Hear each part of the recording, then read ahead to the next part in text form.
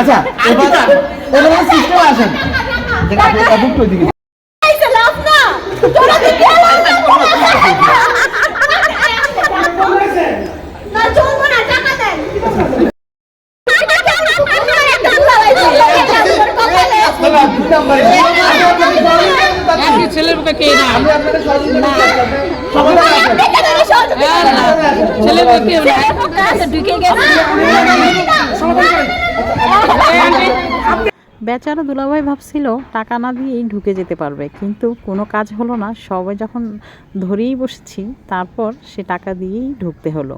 আমাদের কোনে কি এতই সস্তা বলেন তো? তারপর ভাইয়াদের যে মেহমানগুলো আসছে, সেই মেহমানদেরকে বসতে দেওয়া হলো এবং তাদের খাবারের আয়োজন করা হলো। এর মধ্যে ভাইয়াও সবার সাথে পরিচিত হয়ে নিচ্ছে, যেহেতু সে নতুন জামাই আর একমাত্র জামাই। তারপর সবাই খাওয়া দাওয়ার মধ্যেই এখন ভাইয়াকে খাবার দিবে, সেই আয়োজন চলছে। এর মধ্যেই আমরা আরও কিছু পরামর্শ করছি কী করা যায়। তার মধ্যে কিছু ভিডিও এবং ছবির ক্লিপও নেওয়া হচ্ছে, যেহেতু এখানে সবাই আসলে এটি একটা স্মৃতি।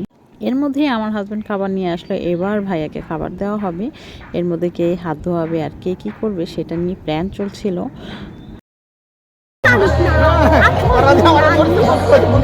সামনে রাখো, সামনে রাখো। শুরু করে শুরু করে শুরু করে শুরু করে আপনার সমস্যা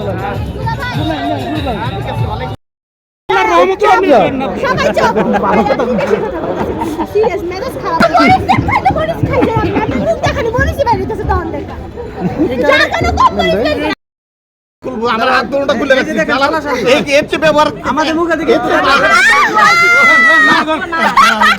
ঠিক আছে ঠিক আছে, এই নিলে ভালো হবে। দাও দাও দাও, ইয়ে দাও। হ্যাঁ হ্যাঁ দে, এই যে যা আপনার দোয়া লাগবে। হ্যাঁ এই যে ও বাবা টাকা দি করে বাবা, 20 টাকা দাও। এই 20 টাকা মার দিতে।